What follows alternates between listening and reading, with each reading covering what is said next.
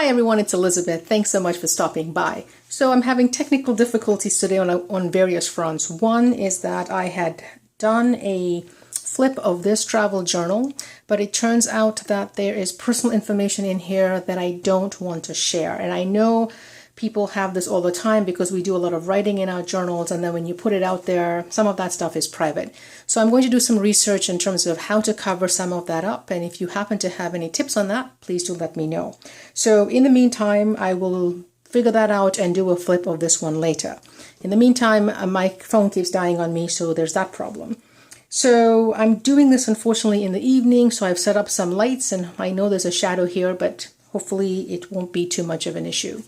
So what I'm going to do today is do a flip of these inserts, which are 11 by 14 inches of paper folded in half. And they basically get covered by wallpaper samples. And if you look at my journal videos, you will see how I use both wallpaper samples and fabric swatches as a really cheap and unique way to create journals that look like yours and nobody else's. So let's do a quick flip of this one. So this is from 2014, and what I wanted to do was experiment what it would look like to have images that have this much real estate, right? Journals with this much real estate. I tend to work in a much smaller size in general, usually not this small, but smaller than this.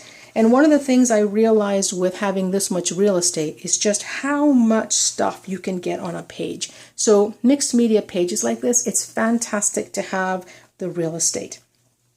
Most of the paints I've used in here are acrylic.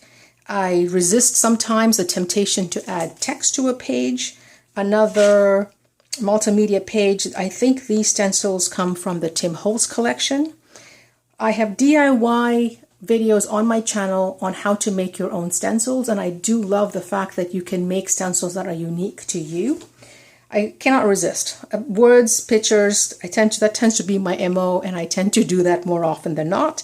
But, you know, it's just interesting to see what it's like to play with this big of real estate, because you really can get a lot of stuff down on a page.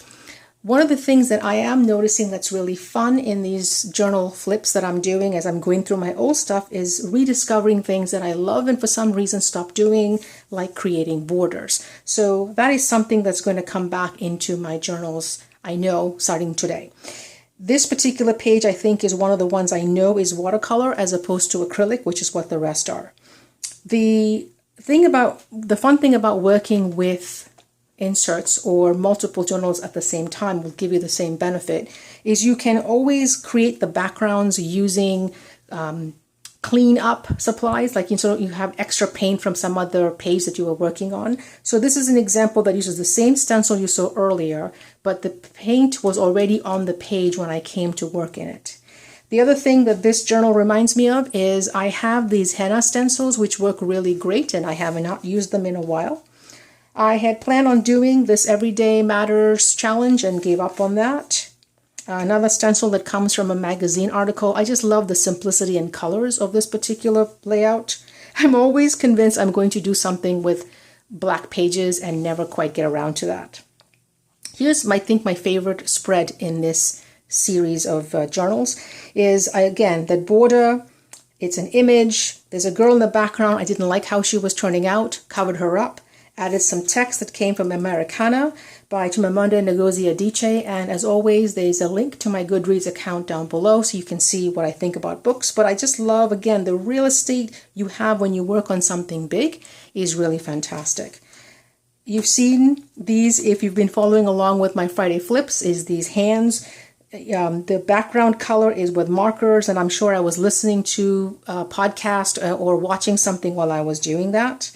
Again, just playing with different things to see how I like it. Here's something similar to the hands again. So these two are the ones that I filled out, and then I have this one that I used as a travel journal for a trip to Las Vegas. Now, one of the things I did quite quickly realize with this particular size and being soft cover it's really not conducive for traveling, okay? It's just too big to travel with. So I have not completed this particular journal. I have all the information because I keep my morning pages. So I'll go ahead and finish that up, and I'll do a flip when it's done. But in the meantime, those are the journals that I have flipped for you that I have today. If you have any questions or comments, please let me know down below.